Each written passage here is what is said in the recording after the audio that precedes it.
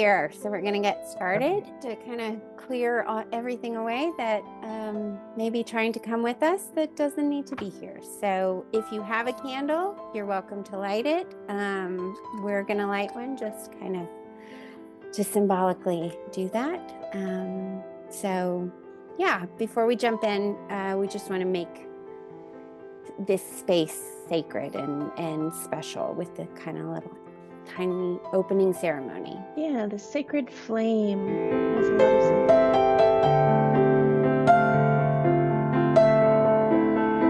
So we're going to begin. I light this candle to the intentions of me, fragments of my changing, what illuminates the empty space between. I enter becoming whole. We let this candle help us remember that this place has been made special, sacred even, by the fact that you've chosen to set it apart and be present.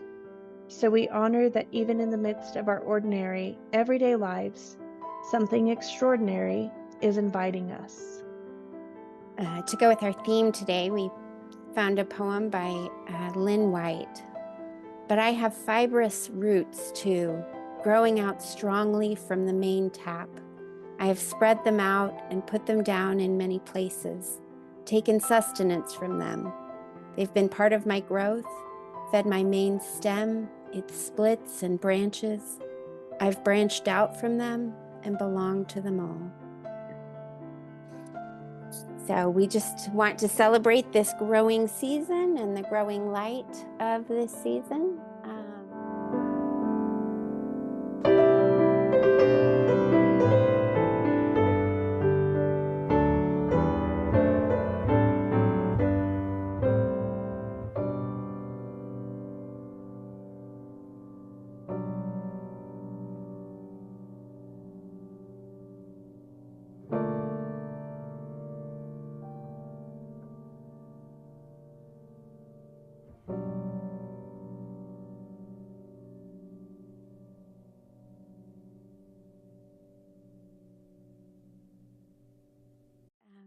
So we're glad that you guys are here. So let's just take a moment. I am Amy here at Boundless Studios, and I live in Germany. So that's why just a few minutes ago you would have seen the setting sun behind me because it's already nearing the end of our day. And yeah, I do coaching and I'm a visual artist. So I'm Bethany Camp, and I created Cobalt Studios, and that includes creative coaching. Yeah, I'm also a full-time therapist, psychotherapist as well. And I'm joining you from a mile high near the Grand Canyon in Flagstaff, Arizona. And just excited to see everyone and welcome you all. Well, we'd love to hear who you are and yeah, what brought you here today. And yeah, maybe something you want to get out of today. Well, I'm Karen. I'm here in Texas, and it should be sunny and bright, but it's really cold. And we had terrible rain. We were happy to have rain, but it was a lot of thunder. And so I was up a lot during the night. I am a self-made, I guess, artist. Enjoying time teaching watercolor. And I've already planted a lot of seeds, particularly zinnias. So I am very happy to see them grow. Welcome, Karen. We're glad you're here. Well, I will go next. I am Carolyn. I too am in Texas, but I'm a little further south than Karen. And I woke up to a lovely cool morning with a light rain. Yeah, there's seeds sprouting here, but most notably, my iris are blooming after a couple of years. I divided them up 3 years ago and shared the wealth, and they were just puny for the last 2. And this year I finally have blooms. They're like, yay! So that's my happy note this morning. We are glad to have you and wish we could enjoy your irises with you. Yeah. Perfect timing. My real name is Florence. And I've kind of been following Boundless Studios from the beginning, so very excited to be here. And Yeah, thank you for having me. We need some youth amongst us. Okay, I'm Claire. I'm calling in from upstate New York in the Catskills today. It is also Ooh. rainy, but the spring has sprung. Lots of beautiful flowering trees, so I'm excited for what's ahead. Excited for today, this gathering. Thank you for having me. I'm excited to be here. Yeah. So up in Flagstaff, we've been jumping around from the upper 60s all the way down to snow the last 3 days. So it's been fun to see. I love the daffodils, and crabapple are just setting blooms. The cherry trees are blooming. Apple haven't yet. So narcissus, oh, the crocus just finished. And it's fun to see all the budding trees with the snow mixing in and stepping into spring. I'm always struck that spring comes back every year. I'm always struck by that. You know, you never know. I've always missed the seasons living in Texas formerly and coming back to the mountains. I thought I would get tired of winter, but there's a special quality about the winter, a slowing down, a sleeping in that I love. And as spring comes, you can feel the town coming back to life and everything around it and the smells of the air. We have a very sweet vanilla smelling pine here. It's beautiful. So I love to be out in nature, walking around. And today we're going to be creating something from nature. That's why you guys have branches. But we wanted to get our hands busy with a simple activity that reflects the changing season. But we're going to start with a technique. So I went out this morning and dusted off some snowy branches. And I was looking for branches that have kind of some places with, I like the bumps because I think it looks like you can attach, it looks more real, like stuff has been budding. So everybody have their tissue paper and their branch. Yeah. So you cut them into just little squares. Take a minute. You're busying your hands. And after you get them cut, go ahead. You can remember you can fold them over if you want to cut. I have a couple of colors here. I really love the orchid tree, the purple. So I found a lilac color. But for those of you who don't cut a lot of stuff, just know that you can layer them and cut a lot more at once. And the fun thing about the tissue paper is the colors really blend together when you layer them. So I have all kinds of tissue paper cut up in my studio. And I found this that's just purple and black. And then I peeled the black off because I wanted to see what other colors. And it was this brown and purple. And if you see, the colors kind of mask themselves behind each other. So if you put the pink, the pale pink with the purple, you get kind of that lilac color. If you add the brown. And so I have, for mine, I put together some little mix of colors so that when I make my blossoms, I just kind of do a random grab of a couple pieces. So it's fun to do that. Yeah. And do you want to tell them why you keep them in bags? Because I'm nerdy and like to be organized. Well, also, No, but also I use it a lot. So whenever I find, a gift wrap that I can't salvage, I put it in the studio and trim it up and use it for all kinds of collage. But I love to make these. Years ago, I kind of did this with my daughter, Florence, who was a tiny, and her little preschool group that we had. And even the tinies liked to just stick the tissue paper up and down the sticks, and they were so magical. I just kept making them. And so, yeah. And Question, do you recommend mixing colors or it's just whatever? I mean, whatever you feel. I like mixing. I don't know if you all I can do too. see. So even if you don't always have tissue paper or the colors you want, I've used here a little bit of magazine paper tucked in. I've got about 3 different colors on this one. I think if you have at least 2 colors in each little blossom, once they're twisted together, they really, it looks more realistic because when you look at the blossoms, they're not all one color. And so it's Mhm. fun to have some slight variations up and down. Now, in the past, when I did it with the preschoolers and their moms who were there, some people did all the colors on one branch. So you can go really bold if you like really bold. They don't have to look naturalistic. I tend to like the tiny little buds, and I like it to look almost real. I want to go back really quick and say I accidentally blew all my tissue off the table when I put something else down, and that's another reason to keep them in plastic bags. Just so you know. If you really want to nerd out, you can begin to look at the shapes. I know the dogwood flower can often symbolize the cross. There's a bunch of different things. You can do a little bit of research, and it's really up to you and your home style, your spring decor. I also wanted to show a variety of sealers. I would recommend a matte sealer. So if you wanted to spray the branch, it can last a little bit longer. Those are nice to kind of preserve your work. Just do a practice spray because if you're too close, the colors will bleed.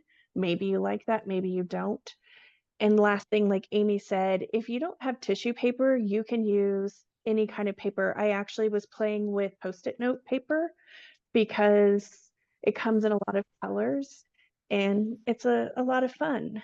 The only difference with the regular papers is they're harder. So you're going to want to kind of work them a little bit more till they soften up. If you want to get them a little damp, they will fold more Mhm. easily, but they'll also rip. So just be careful. Be careful. Yeah. So how I was taught it, and I like to layer the colors, I just have 2 squares. Notice they're different sizes. I don't care. I've done this cutting them out wrong, or I'm sorry, round, Freudian slip. And you want to pinch it in the middle and just begin twisting. And Amy can show you, she likes hers as tight buds. I love walking in spring and seeing the gradient colors in the trees or the ombre that you can sometimes see depending on what's a tight bud, what's a full flower, and what's fading. So think about that too, but just keep twisting. And I like mine to look a little bit like this. And if you want them very naturalistic, a lot of times the darker colors are going to be more in the middle of the very new buds. And so like that just peak of, a dark color inside versus maybe the paler colors on the outside unfolding is kind of fun. But then if you do a looser bud on your branch on the same branch, you can do the darker colors on the outside and kind of change it up a Change bit, it up. which is fun. Sorry, just Yeah. going back, when you say the middle, am I folding these in half? Put your finger into the middle so that it all gathers and you're making a point kind of there in the middle. Oh, Kind of, I pinch it. I learned it different. I do it on the end of a pencil. Okay. Can you show us? I fold it over. So I have a pink tissue, a Mhm. white tissue, and a light green, just like that. And then I dot the glue on, and then you can press it onto the branch. Oh, yes, Yeah. that looks really cool. I like that. I'm using a skewer because I'm using a hot glue gun. And when you glue it, depending on what kind of glue, if it's hot glue, it kind of sticks instantaneously. But if it's a different kind of glue, you probably want to hold it there for a bit. couple seconds till it really gets on there. But it's kind of a fun time. You can keep working the blossom and figure out how you want it to open and exactly which direction you want it to go. I Well, love that. That looks so cool. So I let each branch kind of talk to me. try out a few, and then we wanted to add a little variation to it today, using the springtime as kind of our jumping off point, our inspiration. Um, we've had some gorgeous weather the last week and a half, which isn't always the case. So I've been spending some time drinking my coffee outside and just enjoying the sunshine.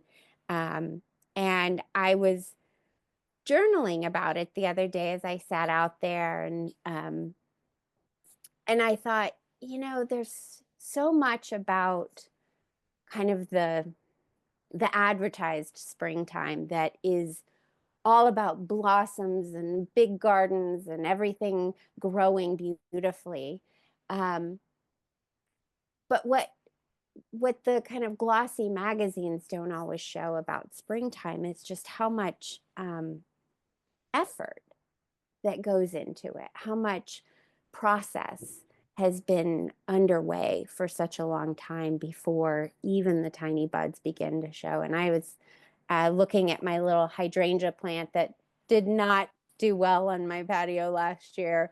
It had about 4 of its branches had leaves on it and no blossoms at all. And then this year, like, all the branches are showing that they have leaves, and then just like it's so fast, the next day I go out and they're bigger and more. And so that sense of promise sometimes can belie the unseen, dirty, messy, brutal effort that has been going on. And so we wanted this little beautiful craft that we're doing to start our time to be not only a beautiful reminder of what is coming in springtime, or what we hope is coming, but also metaphorically about what is the effort, the work, the process that is already happening in each of us that we aren't even fully aware of. And then we really aren't fully aware of what it's going to bloom into. And so on that piece of paper, if you just want to write a word or an idea or a little note that says, this is something that is in process. This is something that is requiring a lot of unseen, messy effort right now, but it's going to bloom. So kind of a statement of promise, a statement of hope for yourself. And so I have done a few already, and I just rolled them up inside that little bundle of blossoms, kind of sticking in there. You can curl it on a pin or whatever you're using. Yeah, I curled mine on a toothpick, so because I like tiny The little smallness. And that way it's kind of like a nest. And so what are you growing? What are you caring for? What do you want to unfold? And if we're to use the technique that Carolyn and Karen showed us, you can take your piece of paper and write your word or your prayer or your hope, the thing that perches on the soul. And you can bend the paper, put it in the middle, and just do what they said, where you wrap it around. So it's actually at the center of the bloom and it's being held that way. And if you want to glue it that way, you can do it. So there's a couple of different ways. So take a moment and just attune to what is stirring in you. What is unseen that you hope to be seen? What is something that you want to plant that several of you have said 2 years ago, what is now blooming wasn't blooming, or even last year? What do you want to step into? This can be a year from now, 2 years from now, that you hope will bloom. But setting an intention, how do your values sustain you during times of transitions? Not to give any secrets away, but Amy, could you give us an example of something you've written? Trying to start my business. And so one of the words I put was boundless, not only for my business and my artwork, but also I named my studio Boundless because in going through the process, I realized how much there was this hunger for freedom that I had felt really tied up in a lot of ways internally. And so boundless, and then the other word was flow, was that I want my life to have a greater sense of grace and ease in how I move within the different spaces that I inhabit in the work that I do.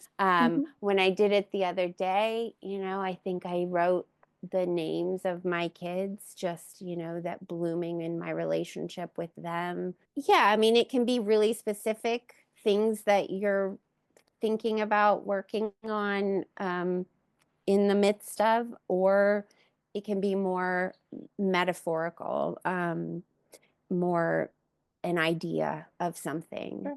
Claire, I also made a branch of one that had words like safety, things that would support my blooming or my unfolding, that ground me in my purpose or in my vision right now. So this is something you're not going to get through all of it today, but you could surround yourself with your creations that have words that speak into you, that speak into your being, that speak into your future, that speak into the now. So why we really wanted to focus on this piece is because there's a lot of potential. You could do this in the summer with green. You could do this in the fall with things that you want to shed or things that you've gratitude for.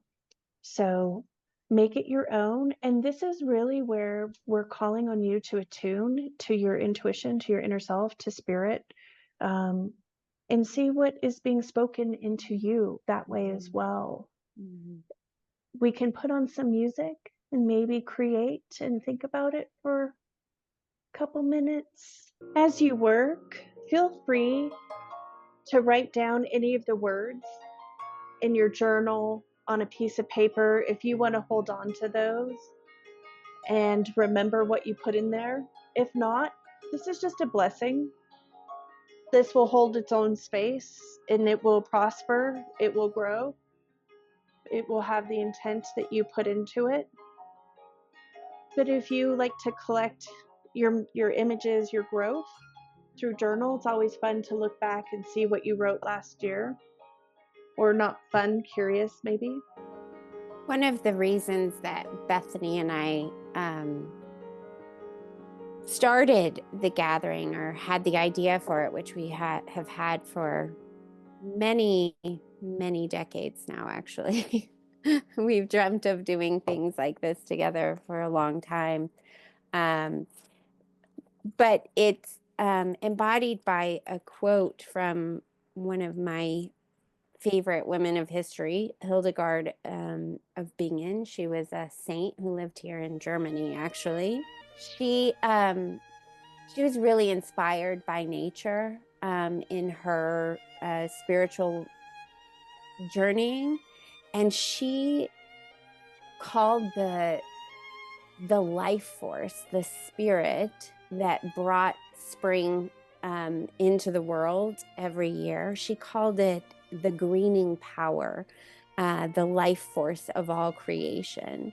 And he said that the greening spirit is the capacity for juiciness, greenness, and moistness within us, as if using the imagery of springtime to be that metaphor for our own lives, for our own soul work. I wanted to just bring that idea of the greening in, because that is our hope, is that whether it's making little paper crafts to put in a vase in your kitchen for springtime, or other work, that it be work that works on a lot of levels, that kind of helps your soul become more vibrant, and helps those parts of you that maybe don't get watered as often, if we're using the gardening metaphors, that don't get as nourished and maybe don't get as seen, to to find a space where they can grow and flourish. And so that's really what we hope today is about. And yeah, and that we all just stay as open as possible to how even the smallest activities, the simplest stories can sometimes be that one thing that makes parts of us flower like never before. So, and if you did get a chance to look at the videos that we posted from February, you might have heard that we introduced this idea of the archetypes. And it's a big word, but it mostly means they're these characters or figures in stories, in myths, in sacred texts, in fairy tales that seem to keep showing up and speak to this like deep human story that we all share. And so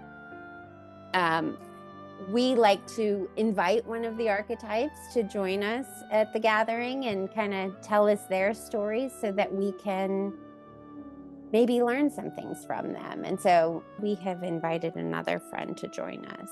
So Yeah. Depth coaching uses art as process and allows you to express things that maybe have been laying dormant. And each archetype carries an energy, an attribute. Their behaviors may look different, but they carry an energy with them. And that's what we want you to tap into today, is what energy is rising in this season? What is wanting to be born, to be expressed, to bloom, as we begin to talk about this special archetype. we know that you could work on these for hours, but this is not the only activity that we wanted to do today. So if you all want to show kind of where you are in your process. I took your advice and I layered like kind of a golden brown with my pink. They have some more depth. You could even add some green tissue paper to do some greening of the tree Yeah. too. I took a longer time to write my words and think about my words, but I haven't started gluing quite yet, but I've decided to put my words inside the blossom. So these are my words that I covered them, and I don't know if you can see any of them. Then put the tissue paper on the outside. And then That's made what them I into did. a blossom. Perfect. So That's a good way to do it. Does anyone want to share any of the words? I will. One is, I said, stretch my family. I have a cousin that really, I didn't have a relationship with her, but she got a very bad prognosis. And so I just felt to start just by texting. And now we write letters sometimes. And her brother and sister-in-law said, we would like to have a family reunion. My nuclear family's at a pretty disintegrated place. And so that just really stirred me. I wrote on mine that I want to plant peace. I want to plant forgiveness, and I want to plant safety, and I want to be a safe place for other people. Okay, I'll share. I, for myself, was creativity. As much as I'm working in an artistic field, I crave more just personal time to be creative. So this time is so lovely. And then I put my words on my tissue paper and then just put them on the branch. But the last one was discernment. And that's more broad, but I have 2 daughters approaching college age, and I'm just hoping they have the discernment to know where to go. So. I love that. Yeah, thank you so much for your openness.